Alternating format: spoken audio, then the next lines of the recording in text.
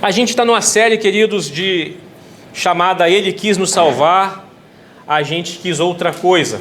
Serão 3 pregações com base num texto de Mateus 23, 37 a 39. Jerusalém, Jerusalém, cidade que mata profetas, apedreja os mensageiros de Deus. Quantas vezes eu quis juntar seus filhos, como a galinha protege os pintinhos sob as asas, mas você não deixou. E agora a sua casa foi abandonada, a sua casa está deserta, pois eu digo, você nunca mais me verá, até que diga, bendito é o que vem em nome do Senhor. E aí eu fiz a contextualização de Mateus 23. Mateus 23 é um dos capítulos mais solenes e duros do Evangelho. Se você ler Mateus 23 inteiro, Jesus está sendo duro com líderes. Eiton, beleza? Jesus está lidando com líderes, chamando eles de raça de víboras, sepulcro caiado, bonitinho por fora, pintadinho, mas fétido por dentro, falando do caráter deles. Mas antes vem Mateus 21 e 22, que Jesus está fazendo a entrada triunfal em Jerusalém. Ele faz a purificação do templo, ele confronta os líderes religiosos, conforme eu disse, e ele responde perguntas armadas para tentar desacreditar que ele é o Messias. E no capítulo 23, Jesus está denunciando que os líderes religiosos amam status, usam fé para controlar pessoas e colocam fardos pesados sobre os outros. Depois de Mateus 23, logo depois, Jesus vai fazer o discurso escatológico, ou seja, ele vai falar como é que vai ser o tempo do fim. Ele vai falar de juízo, Mateus 24, Mateus 25, e Jesus vai falar de esperança futura que nos aguarda, e vai falar do reino definitivo ser implantado na terra. Então, Mateus 23, 37 a 39, é o coração emocional desse capítulo. Não é grito de ira de Jesus, mas é lamento por um amor rejeitado. E aí eu escolhi na semana passada, trouxe para vocês, uma obra de um filósofo, né, um escritor chamado Dostoiévski, muito respeitado na história. Ele é lá de 1800 e quebrado. Os irmãos Karamazov. Essa obra aí é super lida no meio acadêmico e mostra um filósofo cristão escrevendo sobre o que o ser humano faz quando Deus lhe oferece liberdade. O que o ser humano faz quando Deus lhe oferece liberdade. O tema dessa obra aqui não é se Deus existe, é o que o ser humano faz se Deus existe. Se Deus existe, o ser humano aceitará a liberdade que ele oferece? E aí vem uma frase sensacional que o maior inimigo da fé não é dúvida, mas a recusa em amar livremente. Amar livremente não é fácil. A gente viu que no domingo passado, a gente falou sobre a ignorância do Evangelho, quando a gente não sabe o que está rejeitando.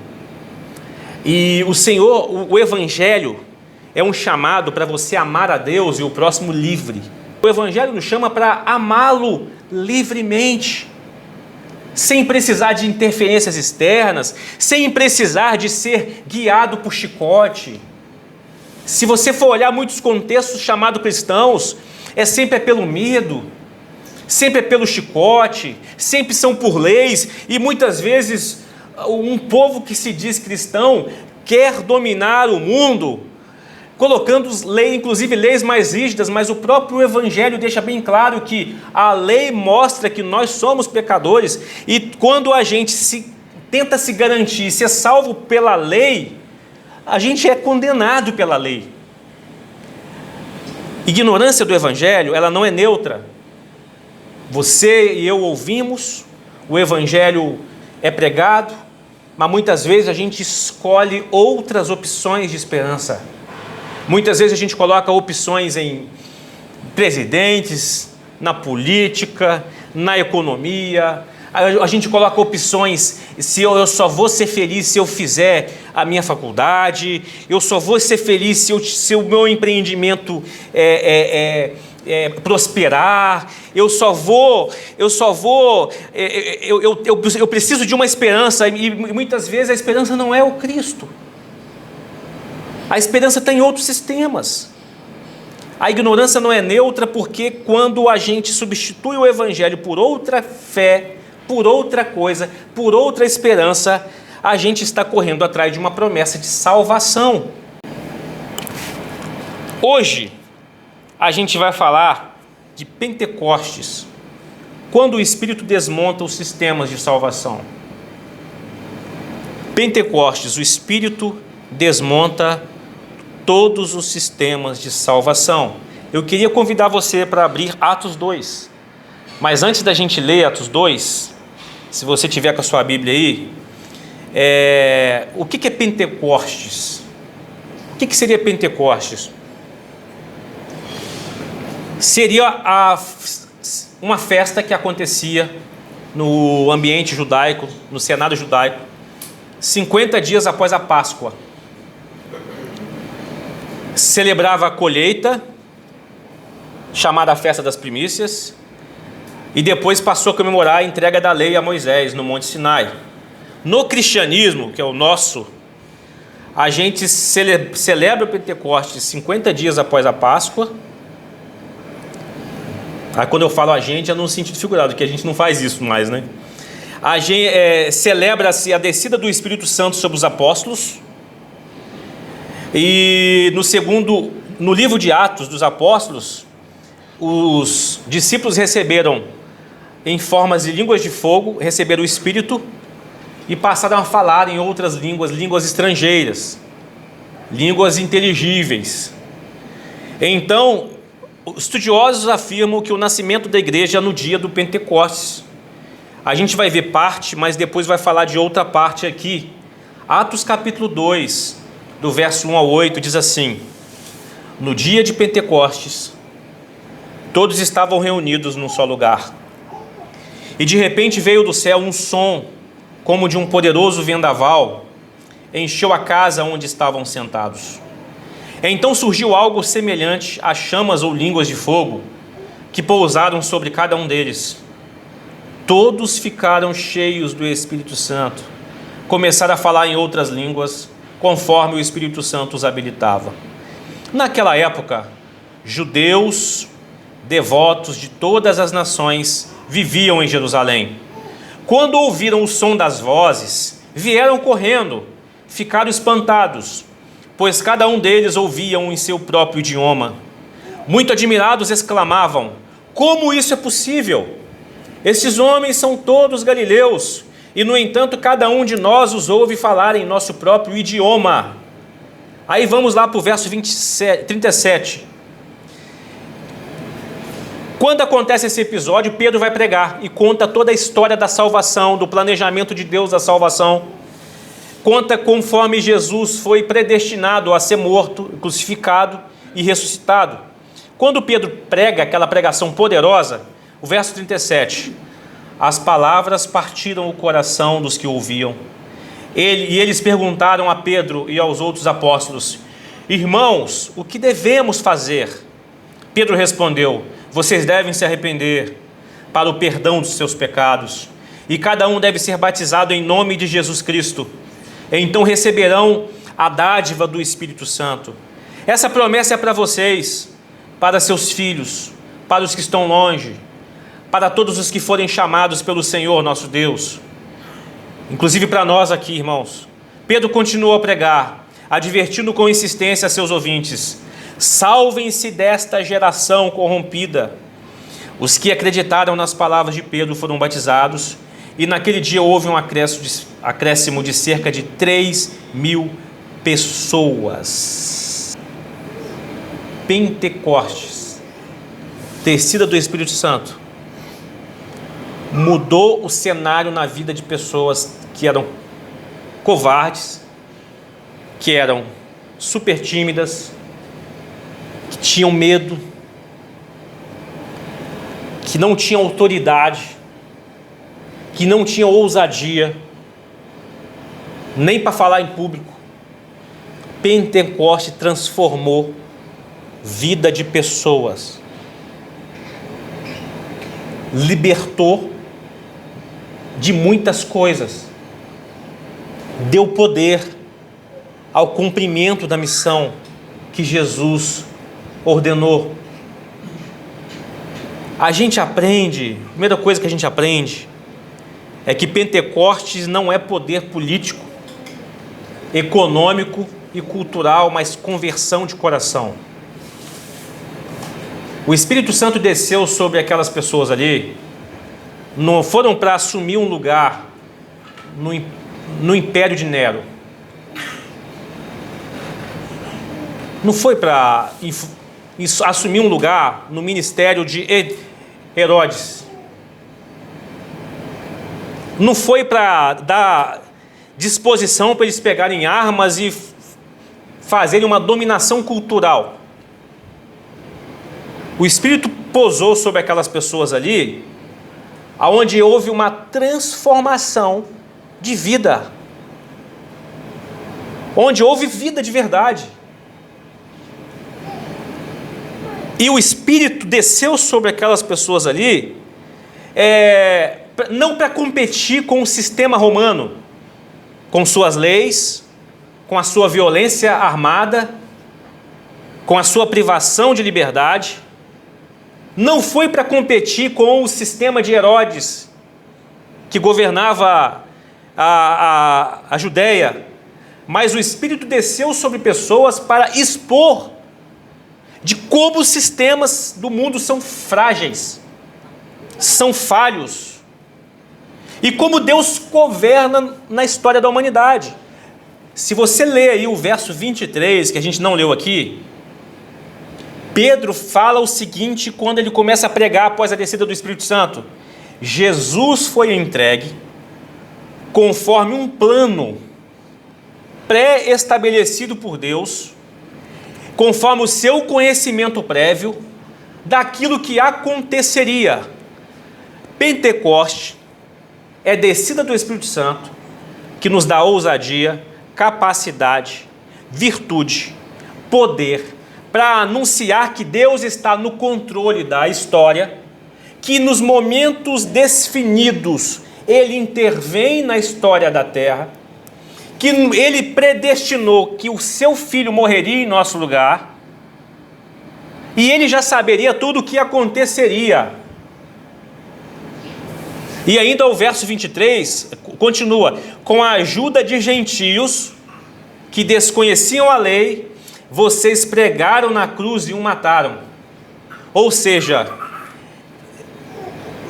não havia risco nenhum da obra redentora divina não ser executada, porque Deus usou a própria ignorância dos gentios, a ignorância dos judeus, para definitivamente cumprir na morte, na crucificação de Jesus.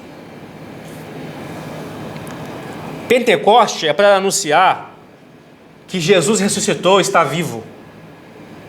Pentecoste é para capacitação minha e sua, para viver uma vida digna, para crer conforme está no verso 36, se você está aberto aí, olha bem isso aqui. Saibam com certeza todos em Israel, que a esse Jesus que vocês crucificaram, Deus fez o quê? Senhor.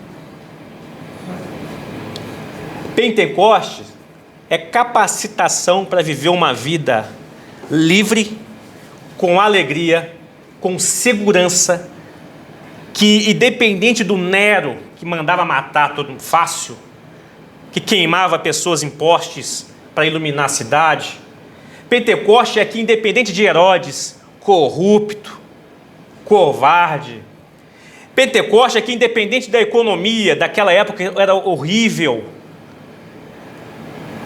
a gente viva, tenha liberdade para viver, tendo um Senhor que governa todas as coisas e que governa a nossa vida.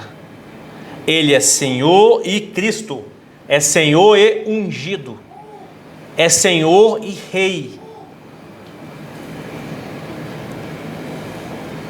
Pentecoste é para a gente entender que todos os sistemas políticos, econômicos e culturais estão sob o senhorio de Cristo e vão se fragilizando até o dia da intervenção que Cristo fará nessa terra. Aí eu me lembrei de Daniel, capítulo 2, verso 44, na visão que Daniel interpreta o sonho de Nabucodonosor, onde mostra como que os impérios vão se fragilizando até chegar à Europa frágil. A Bíblia já chamava que a Europa ficaria frágil 700 anos antes de Cristo. E a própria União Europeia estão entendendo que eles estão fragilizados. Abra os sites aí, os aplicativos, e vejam que o tanto que a Europa está se sentindo frágil. E com essa fragilidade, após entrar um momento de colapso, vai acontecer Daniel 2,44, enquanto esses reis estiverem no poder, Deus dos céus, o Deus dos céus, estabelecerá um reino que jamais será destruído ou conquistado, reduzirá os outros reinos a nada e permanecerá para sempre. Pentecostes, descida do Espírito Santo, nos dá a autoridade de viver uma vida que, quando a gente anuncia o Evangelho, as palavras partem o coração dos que ouvem. Verso 37, as palavras partiram o coração dos que ouviam. E eles perguntaram para Pedro, o que nós vamos fazer? Após conhecer que Deus governa a história, após conhecer que Jesus foi morto pelo próprio Deus e ressuscitado pelo próprio Deus, após conhecer que Deus tem um cronograma, um calendário dos acontecimentos na terra, após virem os primeiros cristãos cheios de ousadia, eles perguntaram, o que nós devemos fazer? Aí o apóstolo Pedro responde, vocês devem se arrepender. E arrependimento não é tristeza porque fez alguma coisa errada. Arrependimento bíblico é, vocês devem girar e olhar para Deus. É isso. Vocês devem se arrepender para o perdão dos seus pecados. Cada um de vocês deve ser batizado em nome de Jesus Cristo. E se você se arrepender, virar para Deus, para o Senhor e Cristo que Deus fez. Se vocês forem batizados, se identificando com Jesus, a descida das águas, a sua morte para a adoração aos sistemas humanos e a ressurreição para amar a Deus e confiar que Ele é Senhor, vocês receberão o presente. E qual é o presente? O Espírito Santo. O texto no verso 40 diz, Pedro pregando, advertindo com insistência seus ouvintes, e disse, salvem-se dessa geração corrompida. Salvem-se desta geração corrompida. Aí eu trouxe 7 razões centrais, conectando Atos 2 com a realidade que a gente vive hoje. Pedro falou, salve-se dessa geração corrompida. Aí o que aconteceu? Não com toda a igreja, mas com parte da igreja. A igreja trocou o poder do Espírito pelo poder dos sistemas. Lembra? Desde o império e igreja juntos. Desde a falsa conversão de Constantino. A mensagem foi deslocada de arrependimento para autoafirmação. Está cada vez pior. A igreja se adaptou à geração perversa em vez de ser salva dela.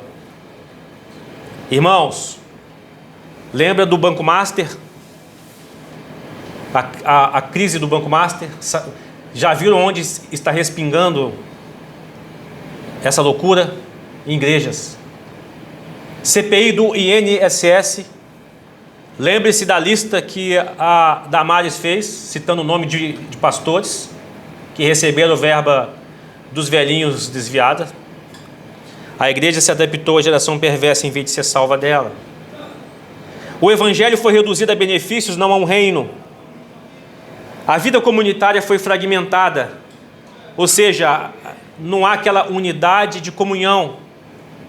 A igreja confundiu o Apocalipse com medo, não com esperança. Eu fico olhando alguns líderes religiosos brigando no meio político com ira, com ódio, com raiva. Esses líderes religiosos, eles não esperam a volta de Cristo. A volta de Cristo significa o fim do império institucional religioso deles.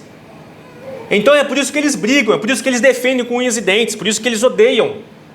Porque qualquer ameaça aos seus impérios religiosos institucionalizados é um sofrimento muito grande para eles, porque eles não estão aguardando a volta de Cristo. Os cristãos têm medo do Apocalipse, e o Apocalipse mostra Cristo governando todos os cenários da história.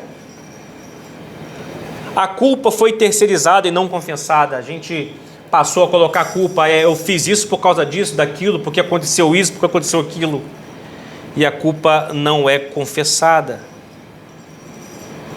Salvem-se dessa geração perversa, verso 40 de Atos 2. Salvem-se dessa geração perversa. Outra coisa que a gente aprende: quando o Espírito desce, os corações são tratados.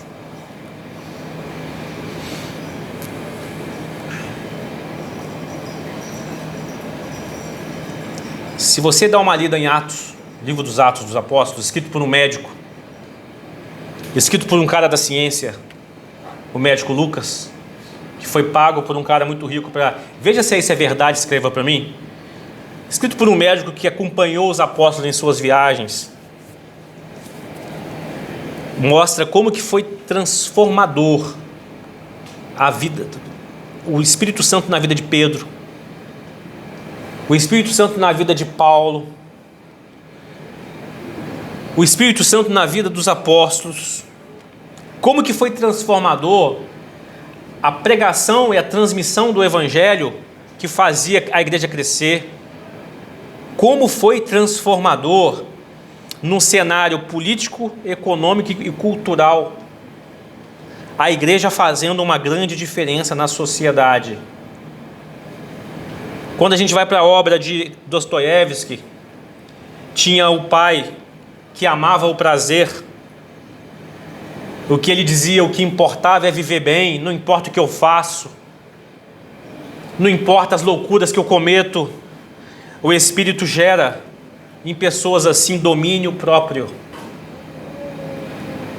autocontrole. Gálatas 5:23.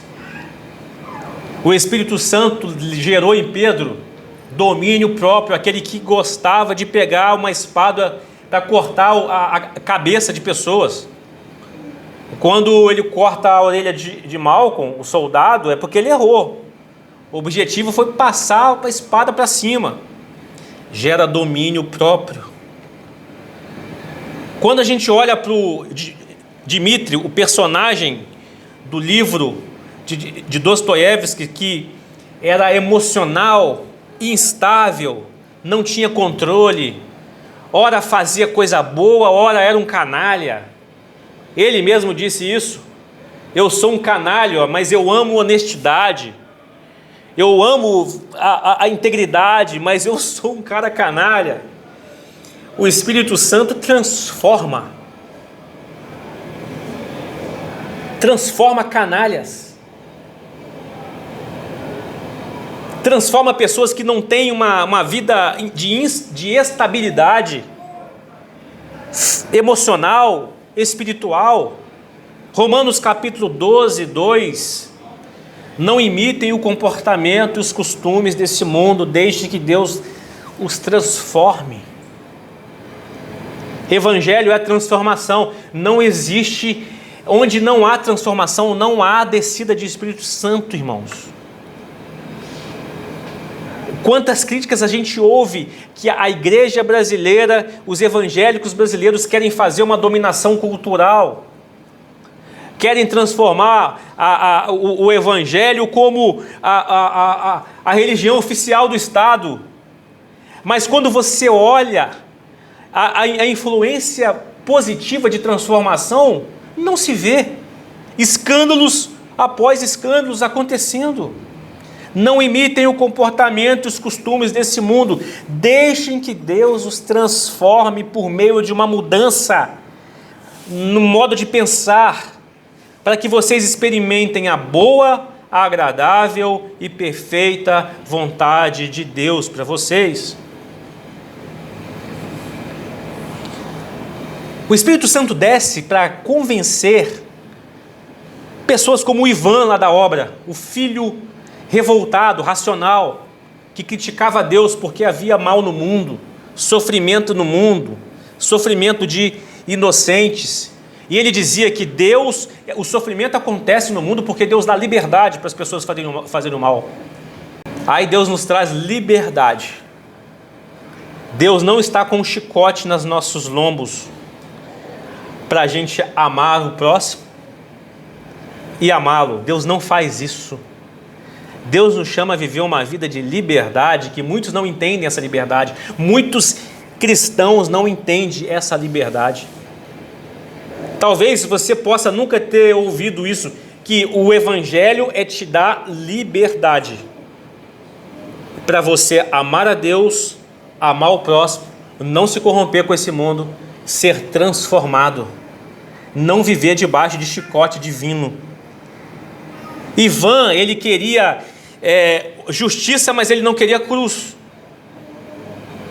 Ele queria justiça no mundo, mas ele não queria cruz. Ele não entendeu que Deus, na pessoa de Jesus, se juntou ao sofrimento da humanidade para fazer justiça em si mesmo, para nos salvar, porque o Deus Criador e Todo-Poderoso deveria aplicar justiça contra todos nós no primeiro pecado que a gente cometesse.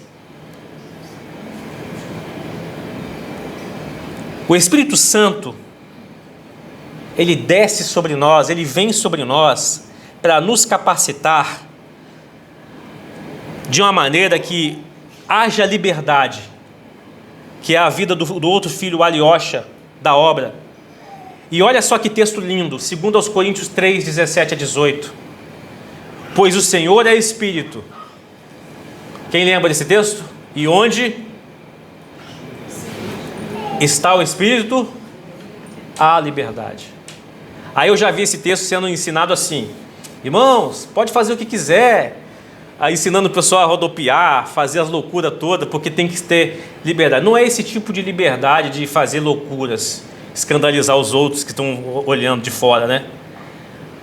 Onde está o Espírito do Senhor, ali a liberdade. O verso 18: portanto, todos nós, dos quais o véu foi removido. Que véu é esse? O véu que impede você ver Cristo acima da lei. Esse contexto aqui está dizendo que os judeus, quando liam a lei, tinham um véu, eles não enxergavam que Cristo viria. Eles não enxergavam que a minha tentativa de cumprir a lei só iria me condenar. Mas eles não viam que a lei estava nos trazendo para uma maturidade, para olhar para Cristo e ter liberdade, não de rejeitar a lei, mas de amar a Jesus e amar ao próximo, sem necessidade de chicote, de condenação. Portanto, nós dos quais o véu foi removido, nós podemos ver, refletir a glória do Senhor, e o Senhor, que é o Espírito, nos transforma gradativamente a sua imagem gloriosa, deixando-nos cada vez mais parecido com Ele. Aí quando eu olho cristãos querendo lei para privar outros da liberdade, e achando que lei vai impedir pessoas de pecar, eles não entenderam nada do Evangelho. A gente tem que ter lei? Tem que ter lei. Mas a gente sabe que quanto mais leis rígidas, mais rigor vai ser aplicado. Quanto mais leis, mais a prisão ou mais corrupção no sistema judiciário nosso. Porque poderosos se escaparão da lei por terem condições. O Evangelho vem trazer uma figura diferente, vem trazer a liberdade por transformação, sem precisar viver no rigor, debaixo de chicote da lei. É isso, é essa liberdade. Você não precisa ficar fazendo um checklist na sua vida, uma lista do que eu devo fazer para agradar a Deus. Você só precisa entender que Deus te dá a liberdade para você amá-lo.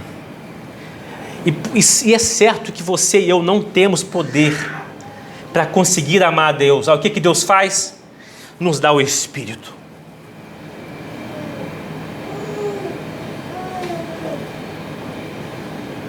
Lembra quando Jesus falou: sem mim nada podeis fazer?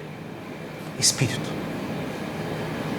Se não for Espírito Santo, a gente só tem teoria de evangelho, a gente vai ser pessoas ruins. Se não for Espírito Santo, a gente vai servir por obrigação, sem alegria. Se não for por Espírito Santo, alguém vai ter que pedir para a gente fazer alguma coisa, alguém vai ter que te importunar para fazer algo. Mas com o Espírito Santo, você faz porque você vê, porque você ama, você percebe, você ama a Deus e ama pessoas. Nada é pesado, porque você é livre. É isso que eu estou dizendo. Você tem qualidade, a liberdade traz qualidade de vida, porque essa liberdade te dá poder para dizer sim e não, em amor a Deus e ao próximo. Quando Jesus fala que a lei se resume a amar a Deus sobre todas as coisas e ao próximo como a si mesmo, é isso, liberdade do amor. Essa obra de Dostoiévski tenta trazer um cenário de que o que o ser humano faz com a liberdade que Deus dá. O ser humano não sabe usar a liberdade, e quando não sabe usar a liberdade que Deus dá, confia no sistema cultural, confia no sistema político, confia no sistema econômico e devota e gera devoção a essas coisas. Odeiam. Onde os sistemas falham, onde os sistemas falham, o reino avança.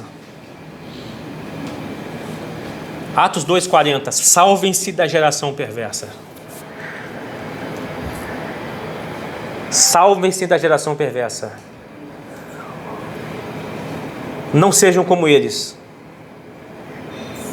Pentecostes deixa claro que o Evangelho não surge para consertar sistemas. O Evangelho, Pentecostes nos informa que o Evangelho resgata pessoas e forma um povo novo, sob um novo Senhor. Olha para aqueles que confiem nos sistemas político, econômico e cultural. Olhem para eles. Lembre de alguém aí, obcecado pelo sistema político e econômico e social. Jesus não é o Senhor deles. Sistemas econômico, sistema político e sistema cultural, eu não estou dizendo que você deve viver isolado disso, não é isso. Participe da política, participe da economia, participe da cultura. Eles somente deixe claro na sua cabeça, no seu pensamento, que eles não têm poder contra o pecado. Eles não removem pecado. Os sistemas tentam organizar os pecados para tentar trazer uma condição de subsistência de vida. Os sistemas tentam organizar diferenças de pensamentos. E a gente está chegando ao ponto de não conseguir conversar mais. De cada um querendo eliminar o que pensa que tem um sistema diferente. Eles só organizam o pecado, eles não removem o pecado. O sistema político promete ordem e tem que prometer ordem. Se você for um candidato político, seja candidato político, vote na política, pensa na ordem. Mas o sistema político não muda o coração das pessoas. A economia promete segurança financeira. A economia promete segurança financeira. mas ele não livra o ser humano da ansiedade do futuro. A economia não livra o ser humano da ganância. A cultura promete identidades para você. Mas se você construir sua identidade na cultura, a sua identidade será frágil. Você vai querer depender de aceitação.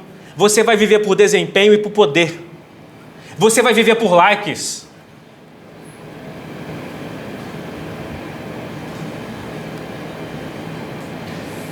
Tem uma frase de Agostinho, filósofo,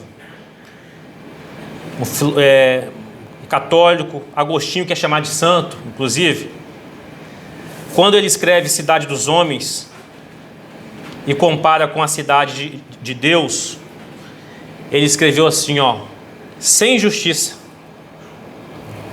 sem a justiça divina, que é amar a Deus acima de todas as coisas, sem a justiça de amar o próximo, o que são os reinos senão grandes bandos de ladrões? Sem a justiça de Deus, o que são os reinos senão grandes bandos de ladrões? O problema não é a ausência de sistemas, irmãos, mas a expectativa messiânica depositando nos sistemas econômico, político e cultural. A igreja primitiva lá de Atos 2, que recebeu o Espírito Santo, não impediu que o Império Romano continuasse opressor. O Império Romano continuou sendo o Império Romano. Não impediu que a economia não fosse desigual. A economia continuou sendo desigual. Não impediu que a cultura permanecesse violenta. Mas o texto de Atos 2, verso 47 diz: o Senhor lhes acrescentava dia a dia os que iam sendo salvos, para a formação de um povo, para viver num reino que não dependia um reino de Deus não depende de reformas estruturais, mas ele mostra e ele gera corações transformados, regenerados pelo Espírito.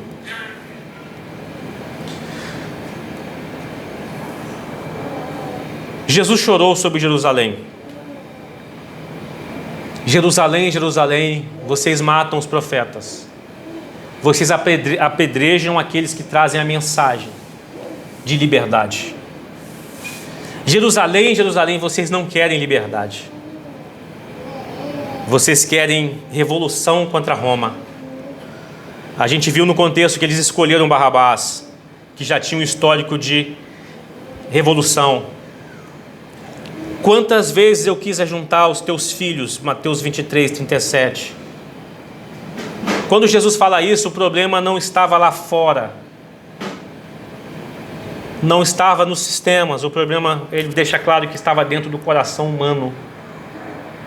Aí a gente aprende aqui hoje que Pentecostes não é poder político, econômico e cultural, mas conversão de coração.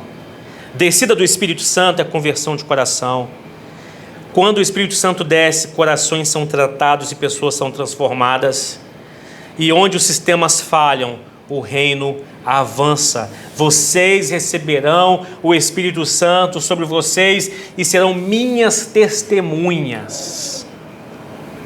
Espírito Santo não é para gritar, não é para cair, não é para rolar, não é para girar igual se vê por aí.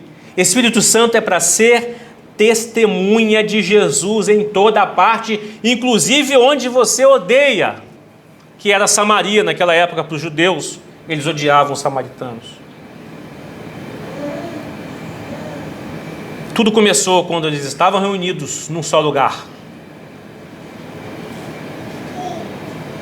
Vidas simples, vidas covardes, vidas amedrontadas, vidas incapazes tiveram transformações extraordinárias. Qual é um dos sinais?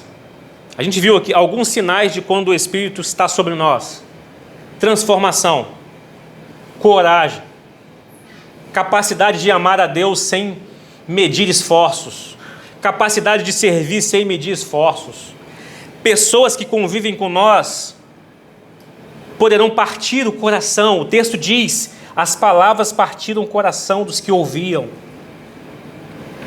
E a gente deve fazer algumas perguntas para encerrar. Analise se as suas opiniões políticas, as suas opiniões culturais fluem do Evangelho, ou as suas opiniões políticas e culturais estão competindo com o Evangelho. Quando a gente fala na Prisma que o Evangelho transcende todas as ideologias, é porque é verdade, a gente precisa acreditar nisso. Porque é a ideia de Deus de salvação. Outra pergunta que você deve fazer: o que precisa ser confessado e tratado na sua vida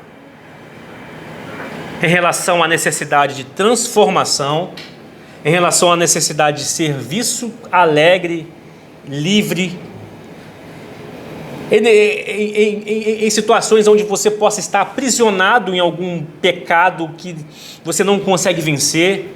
O que precisa ser confessado e tratado? E a terceira pergunta que você deve fazer para você mesmo: se a descida do Espírito Santo aconteceu na sua vida.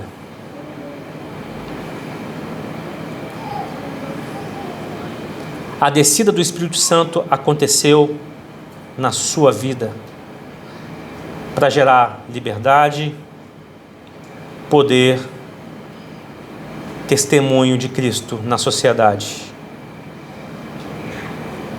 A descida do Espírito Santo desceu na sua vida onde você consegue interagir com a política, sendo um político, ajudando a transformar, melhorar a sociedade, mas não depositando a confiança na política.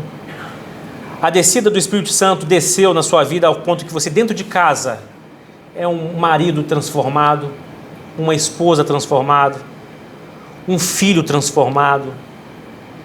A descida do Espírito Santo aconteceu na sua vida ao ponto de que no seu ambiente de faculdade, de colégio, de trabalho, as pessoas percebem essa transformação.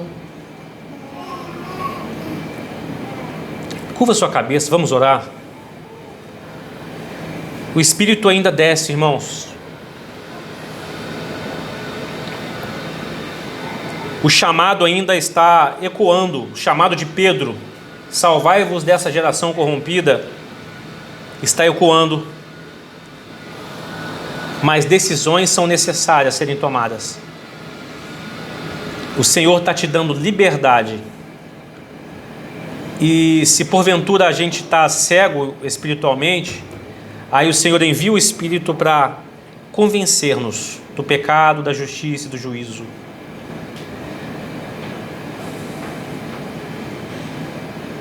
O chamado do Espírito Santo, a pregação de Pedro, ainda ecoa nesse recinto.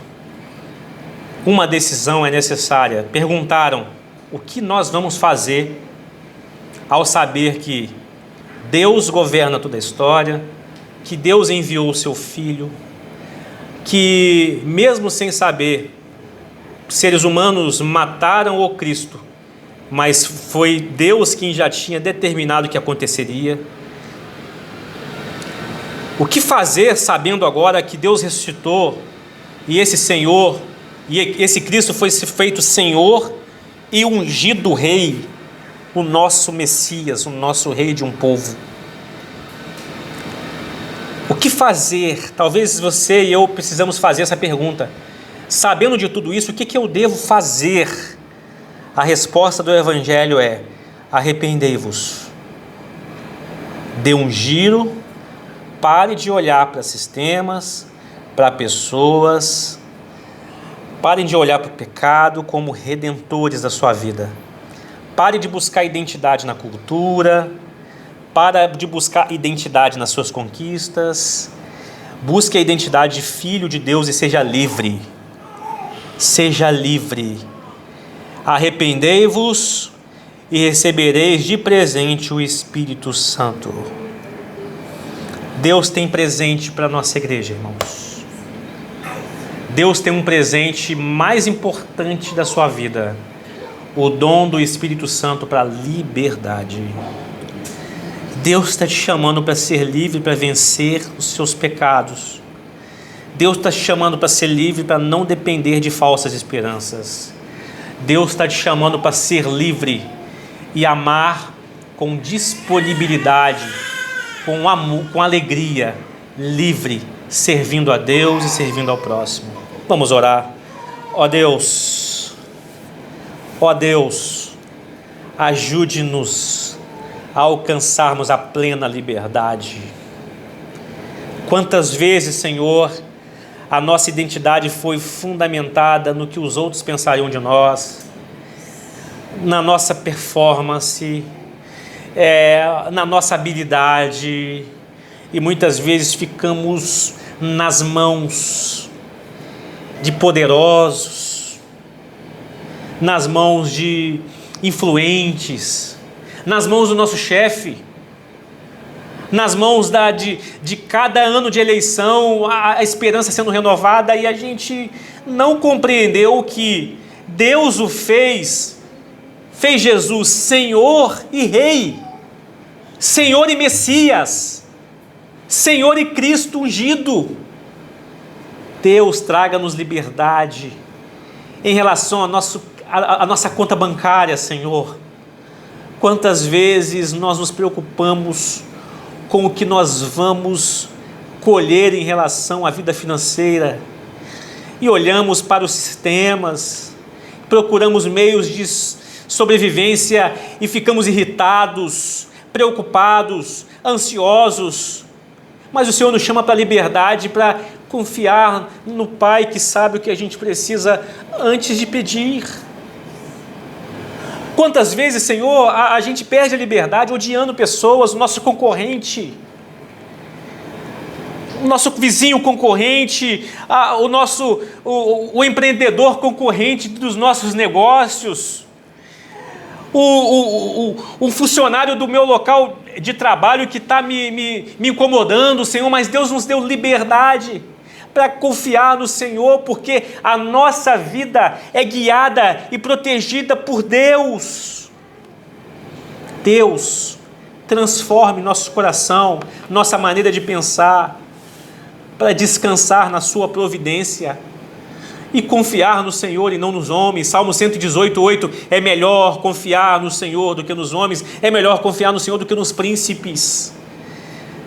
Que a gente consiga viver na liberdade, Senhor, de dizer não ao pecado também, autocontrole, o domínio próprio, Senhor.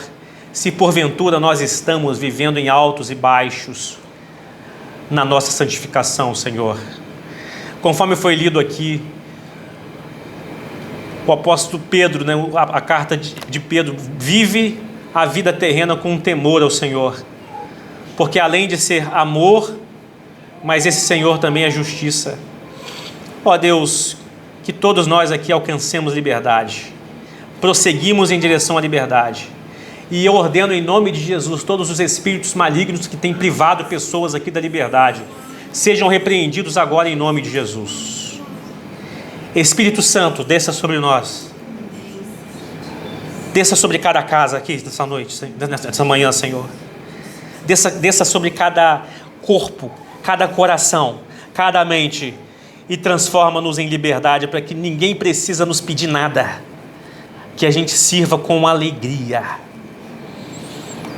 para que a gente não fique dependendo de chicote de ninguém, de governos, de Deus, mas a gente viva com amor e alegria e livre para amar, Senhor. Obrigado por tudo isso, obrigado pela liberdade, perdoa-nos por não sabermos utilizar essa liberdade. Amém, nós oramos em nome de Jesus, amém. Eu queria trazer um louvor, que eu acho que os mais antigos vão lembrar. Quem lembra? Descerá sobre ti o Espírito Santo. Gente, essa música está mexendo comigo nessa semana.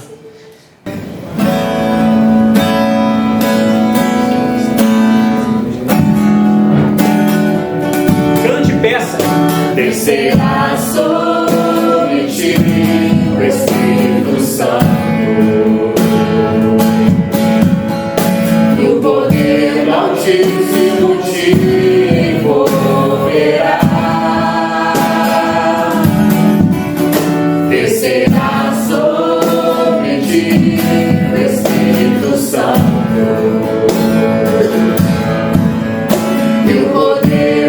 Altíssimo te envolverá. O que vai acontecer?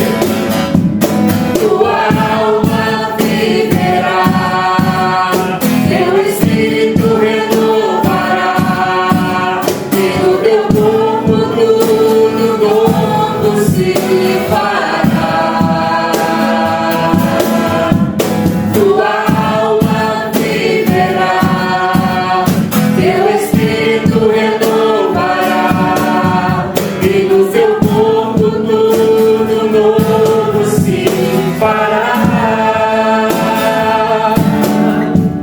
Descerá sobre ti Espírito Santo,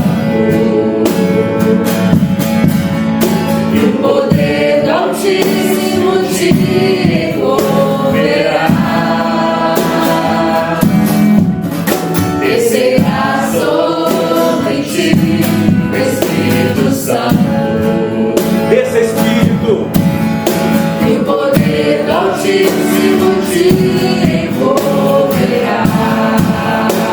O que vai acontecer?